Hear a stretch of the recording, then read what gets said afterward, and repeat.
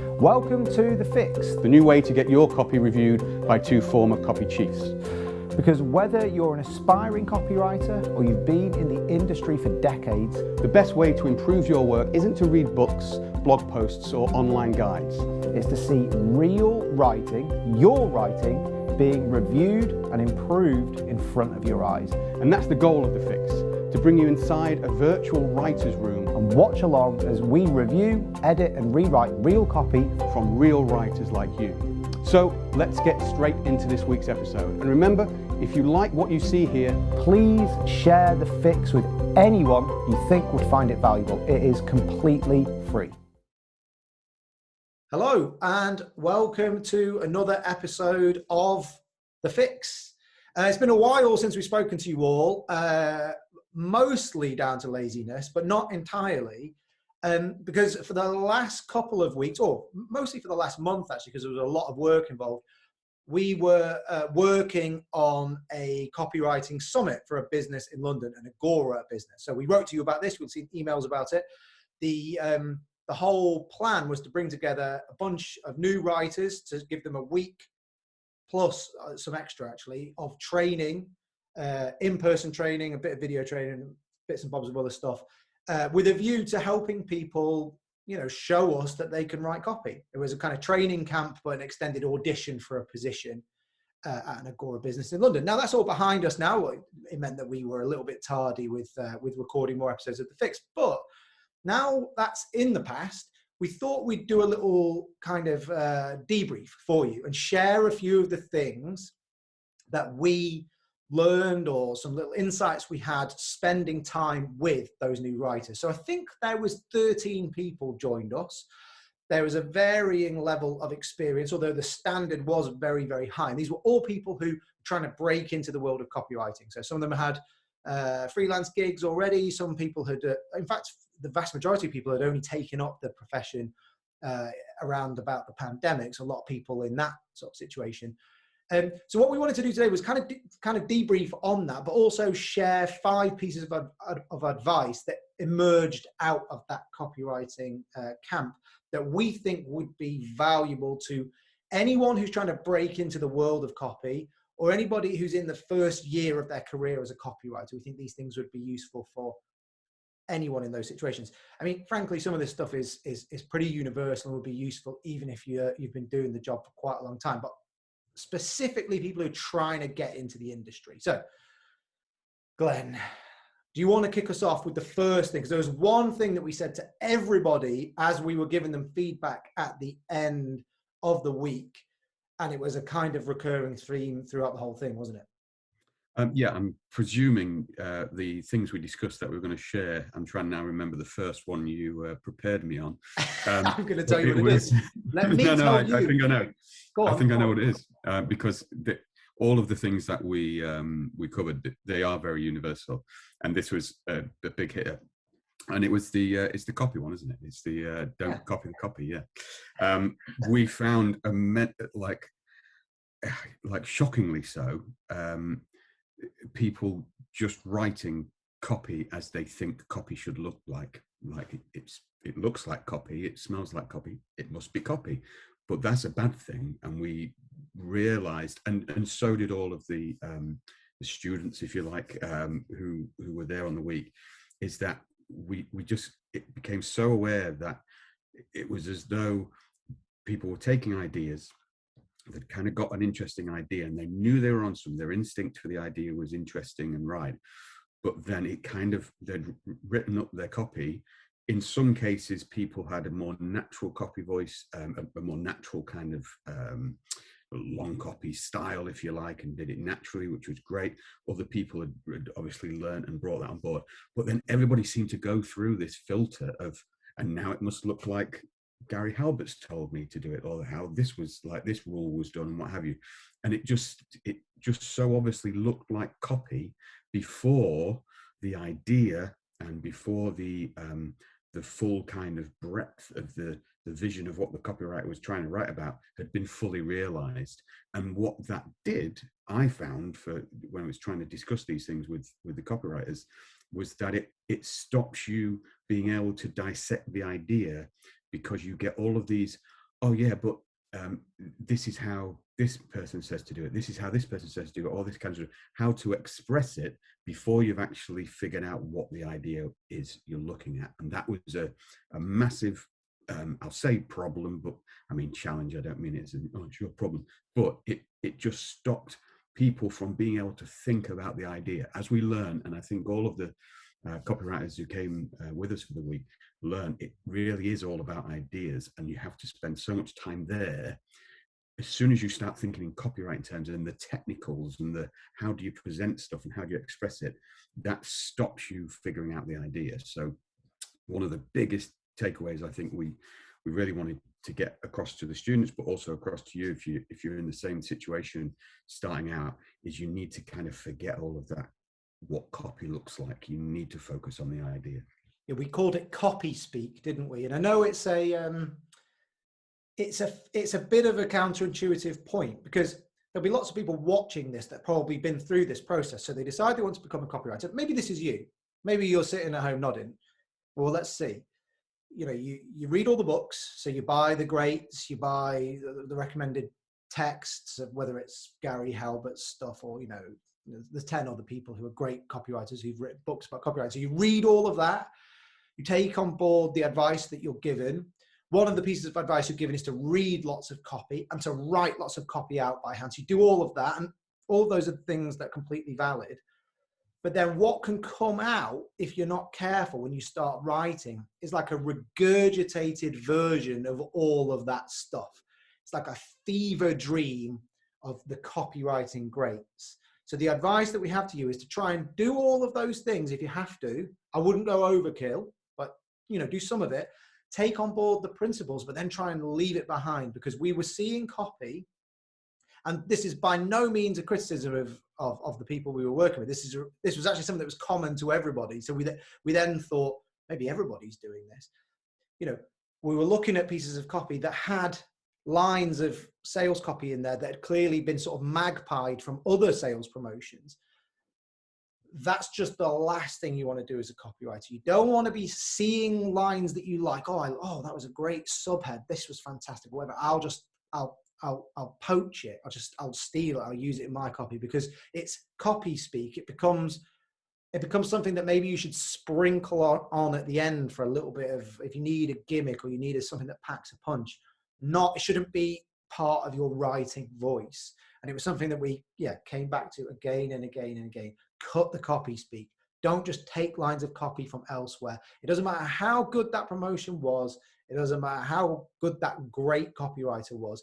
Don't just take their work wholesale. You've got to bring a level of authenticity to your work as well. And the people that I think really succeed are able to internalize the lessons and the principles of the great, but then they leave it behind and they write exactly like they would talk. Which brings us on to the second point. We have to be careful, because we could kind of riff on these points for a long time, but we want to keep this fairly concise. The second point we had was to kind of, I would say to speak it out. That's to use your voice to try and help you figure out where you need to go with your copy. So that actually has 3 levels to it. So one is read your own copy aloud. The next point is have other people read it aloud for you, so you can hear it, so you can hear where it's wrong. And by the way, when you speak it out loud or hear it spoken to you, all of those copy speak phrases that we just talked about will all jump out at you, because you'll think, hang on, I've never heard anybody actually talk like that. I'll give you some examples of that in a second. And the final thing would be, the final part of that would be ready to tell somebody what your idea is. You know, be prepared as if somebody could knock on your door at any point and say, this piece of copy, what's the idea? And you should be able to say, it's this. Not the headline, not the lead. You should just be able to tell somebody in plain English what it is you're writing about and why that's important. If you can't do that, you don't know what it is yet. So use your voice, speak it out. I think a lot of people get trapped looking at copy on the page. My copy looks like another piece of copy, but actually that's not how the reader is judging it. They're reading it as a human being speaking to them, talking to them, and they want that to have a level of authenticity and a level of sort of, well, how would you describe it? You could use any number of phrases for this. Yeah, well, I mean, I've got to say, it sticks in my mind so much. So I think it must be useful. But I always remember the Kurt Vonnegut quote of saying, like, you need to be able to explain your story in a single sentence to a 14-year-old child. You need to be able to explain your idea in the same way to anybody. But what we're saying is that it's that verbalization of it. You can't just read out the headline of your promo and think that explains everything. It doesn't. We had a lot of debate and discussion about the difference between an idea and a hook and all this, which we won't get into here. I think it'd be good to explore another time, but you need to be able to talk around your idea. Because what that will show you, if you can't, it means you don't have a full grasp of your idea. All you have is some lines of copy that you've written. But also, by being able to talk around your idea, by owning it, by being responsible for that idea and inhabiting it, being able to just riff on it and talk about it like you would at a dinner party, at a friend or what have you, you will inevitably start to make more connections in your head around the idea that will lead to the authentic piece of copy that you can come up with, and new hooks and new ways in and new ways to express it. But it is being able to verbalize it. The amount of times, again, poor guinea pigs in the students kind of thing, and it's not their fault. But it was lovely to see as people progressed and got a hold of their idea. But at the start of the week, whenever you ask them what's the idea, they'd ultimately just read the headline of the copy. It's like, no, that's not the idea. What is the idea? And by the end of the week, people were expressing the idea and going, oh, this is the idea. This is what I should be talking about. And then that led to new expressions of that. And seeing that was brilliant. So it's that ability to be able to talk about it. And yes, read aloud and get other people to read it. As we saw, it was it's like oh God, he's reading my copy out aloud. I can hear all the mistakes in it. Do that like as a base thing, but it's bigger than that. I think we learned is that it's about being able to verbalize and vocalize your idea and speak it out loud and speak about it, not just on the page, not just in words and writing. You need to be able to talk about it. You need to be able to express it to a 14-year-old child in a single line. Start with that, and then you'll kind of develop into it. Actually, on that note, one of our plans with the Fix later this year is to start organizing a few, for want of a better word, socials. So probably down a pub, but getting the chance to meet with other copywriters and building that network of people you can share your work with is really, really important. And when we were doing the copy camp last week, that was what we were doing. We were getting the copy up on a screen, reading it out loud ourselves, and the mistakes just jump out at you. And you can really hear when somebody hasn't spoken out. So use your voice, talk about copy, because it's going to be much closer to the way you want to speak to your reader than your written style will be. You really have to break your writing down. So that's the second point. The third point was, don't be too precious. Especially when you begin working with other people. This may not be true when you're trying to break into the profession, because you might not be getting, honest feedback all that regularly. Although, of course, you can send your copy to the Fix. That's the whole point of the show. We'll give you feedback on your copy, and we'll be as honest as and constructive as we can be, because it's the whole point. But don't be precious. Oftentimes, you're going to work with people who are going to say, I thought this was the most interesting part. Why don't you develop that?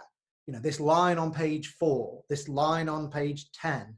I think we were joined by John Ford, who, if you don't know, is a fantastic copywriter with tons of experience. And he told an anecdote about how he would work with Bill Bonner years and years and years ago, and would receive his copy back with lines through the first 8-10 pages with, you should start here, circled. Don't be precious about your idea. Be prepared to take feedback from other people on board. And if somebody says, I think you should start here, generally speaking, you should at least develop that. You should at least write it up, right, Glenn? You don't have to go with it, but you should write it up. Yeah, the one part of this, what I noticed was a kind of hesitancy. And my God, I am an inherently lazy writer. And I don't, once I've got an idea, I like to kind of run with that. I don't like to be moving on to other stuff. But as much as I'm a lazy writer, I'd like to think, or I credit myself with being an authentic one. And I take responsibility that when someone gives me that feedback and goes, oh, I'd really like to see this bit developed or that bit, that I know deep down that bristling that I get where I go, oh, fucking like, damn it kind of thing, is because I know I'm going to have to go down that route. And I saw a lot of copywriters going, oh, but my headline says this, and you're telling me to develop this thing. And it's like, yeah, because your headline's not that strong. Or this is more interesting. This This is, part. but yeah, that was the next thing, is that's not really interesting. That's not to say that you've got it wrong. It's just that just here, when you actually got into it and I could see your brain ticking and going, oh, actually, I'm quite excited about this thing. Then you went for it. So don't feel like you've got to hold on to that idea. We're talking about when you're starting out, and people might like say, oh yeah, but like that was a safe space where we were with all those copywriters and we were giving them a chance to talk about it. But I think in any business, in any place where you go and you give new ideas and you move around with the ideas and are fresh, no employer will ever like be going, too many ideas for me, thank you very much, like go back to your first one and stick with that. People want that. That's what they want. So don't be pressured, move on, keep rolling with the ideas. When you get that feedback that kind of goes, I'd like to see, oh, maybe this, it means go and do that kind of thing. And that's particularly true in the early part of your career, because often you haven't developed that sense of what the idea is yet. You have to search for it. It's always a search. It's always a search. But when you've been doing it for a bit longer, you're able to, one, do it quicker. So to write up 10 different ideas very quickly and then show them to people and say, well, which ones do you like? So you can do that, you know, whereas when you're learning, maybe writing 10 headlines and leads is quite a long process. It just feels like it will go on forever. But also you just haven't developed your instinct for what the killer idea is yet. So you need to be prepared to write a lot and have people just cross stuff out, because it may be that you sort of clear your throat in your writing. Most new writers do that. And that actually it comes back to the first point, the copy speak. They spend a few pages waffling on, using phrases borrowed from other promotions and doing things that Gary Halbert said to do. So that was just something that came up. Nothing wrong with Gary Halbert, but just that I've been told I need to do this. I've been told I need to do that. And actually, when you're reading it back, you realize that once they get past all of that and start writing about what it is they're here to write about, that's when the copy gets good. So you want to skip straight to that bit. While you're learning to do that, other people will say, just cut all of that and start here. Just get used to that. It's normal. A quick anecdote from my own career. This is not in a direct response world. But when I started my career, the first copywriting job I ever had was working for an agency, and it was an above the line thing. So it wasn't direct. And I was, I didn't know anything. I liked the idea of being a copywriter, and somebody agreed to sort of mentor me. And I was given a big book, a big pad of A4 paper, and told to come up with some ideas. So I came up with a lot of ideas. We were trying to sell WD-40. So I came up with like 15 ideas. It took me days. And I took it in to the head of copy, and he looked at it and he went, well, you haven't filled the book. There's like 400 pages in this thing. He's like, well, you need to be an idea on every one of those pages. And I was like, it was like an anxiety dream of like, how? And it's just, I realize now that he was being performative, I guess, because 400 is ridiculous, or 200, whatever it was.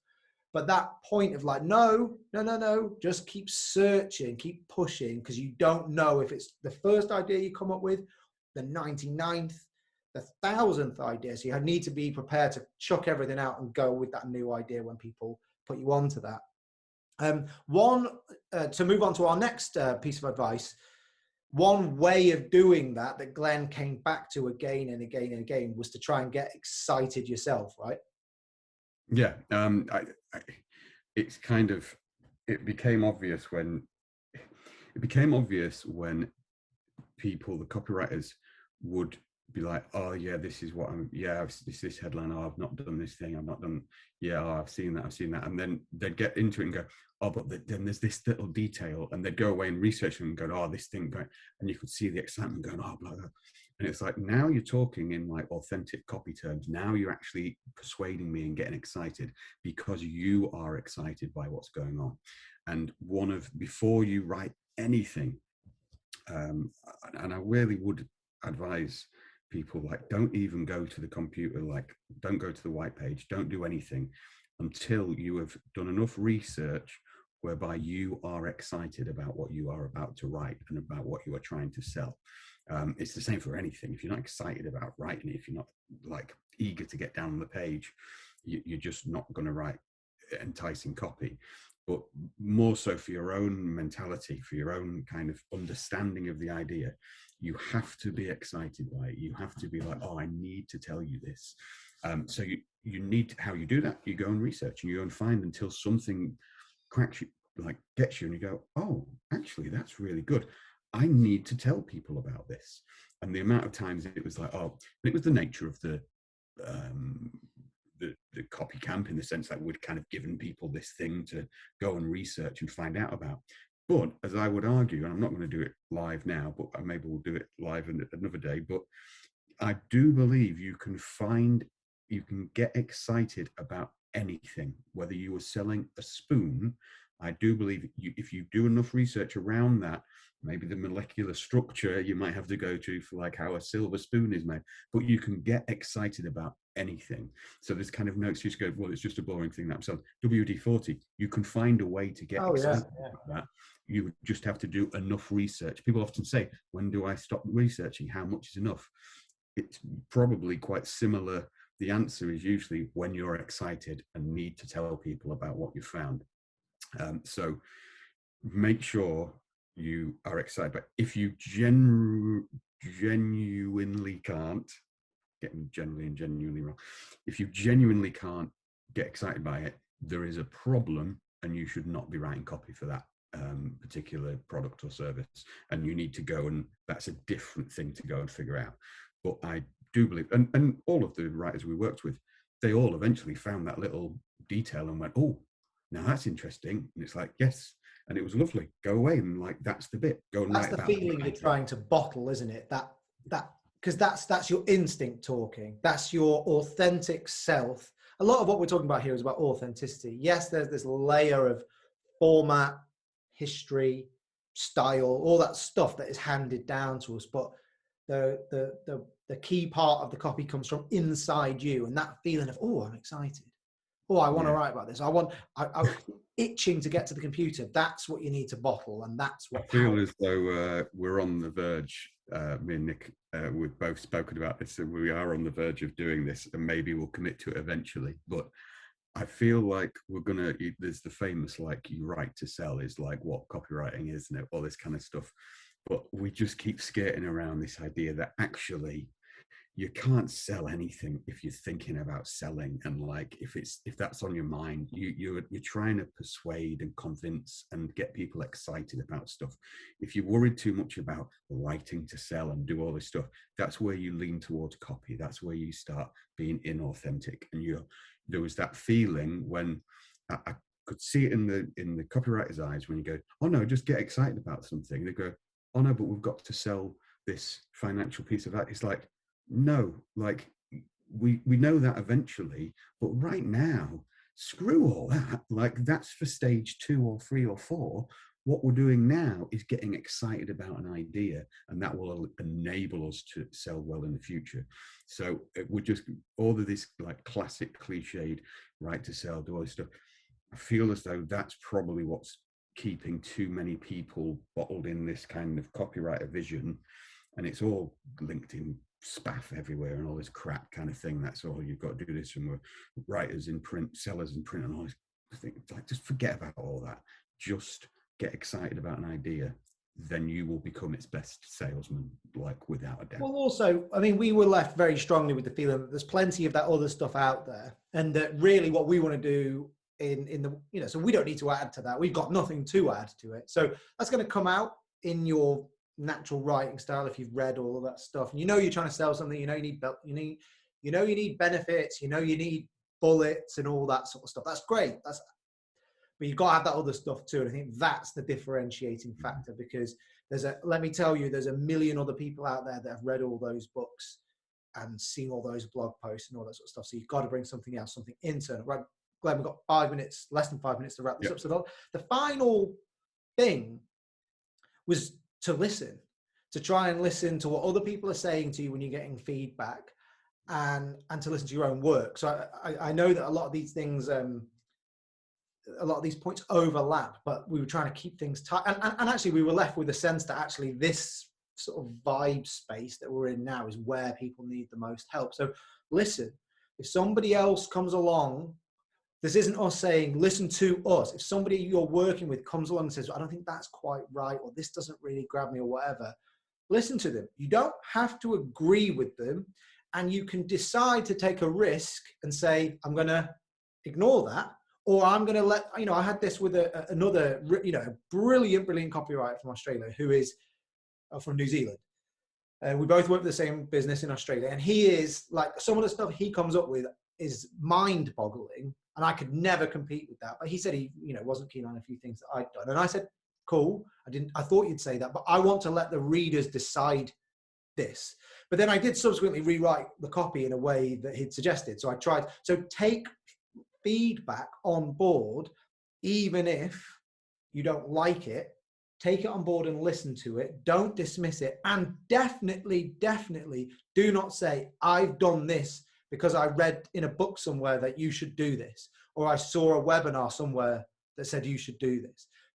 That is not a valid reason to ignore a piece of specific feedback to your copy. Now, sorry, I'm getting excited. It sounds like I'm talking to a specific person, which I'm not, but just don't fall back on that position. Like, I've done bullets because X from 50 years ago said you should put bullets on the first page. It's like, well, they don't work. So what are we going to do? So listen to the feedback that you're getting, whether that's from somebody that you're applying for a position with in an interview, or you've written copy on spec and you've asked for feedback. Listen to it, try and take it on board. And if somebody says, it sounds like you haven't worked the idea out yet, or it sounds like you're not excited and sold by this, those are usually pretty sound pieces of advice, because it tends to come out through the writing. And no amount of copy magic, none of this, no amount of that will get you over the fact that if you're not sold, if you're not authentically into the idea and able to talk about it directly, it isn't going to fly. Yeah, and I'd add to that about the listening aspect. It isn't listen to us. It's learn to interpret what people are telling you, because it is dead hard. Like when someone's saying to you, they don't tell you outright all the time, and they won't be totally honest. So you need to develop this skill beyond just the ability to actually listen and take that stuff on board, but listen to what people are really saying. We have Bill Bonner, the classic thing where it's like, I'm not really sure if that will work. That means this sucks. Don't do it. You have to learn to interpret that kind of, I'm being polite. It's like, no, they're saying it's not working. Move on. It's a massive piece of advice. Speaking of moving on, Glenn, we're going to get cut off in a second. So I'm going to wrap things up. So avoid copy speak it out. Don't be precious, get excited, and listen to feedback. Those are our pieces of advice. If you've got more for us or feedback, ideas, things like that, leave them on the comments panel below. If you're watching this on YouTube, which hopefully you are, if you like what you see, then subscribe. But aside from that, we will wrap up today's episode of The Fix. Thank you very much, and goodbye. And there we have it. We hope you got something valuable out of today's episode of The Fix. Maybe it sparked an idea or two for your next writing project. Maybe it triggered a new headline, opening line, or story to tell your reader. Maybe it inspired you to scrap what you have and start over.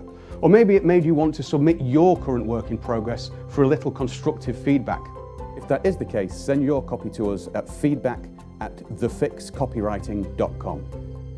Or if you don't want us to review a specific piece of writing, send us a problem you're trying to solve, or a challenge you want input on, and we'll do our best to help. And remember, if you like The Fix, please do share it with other writers, business owners, and marketers.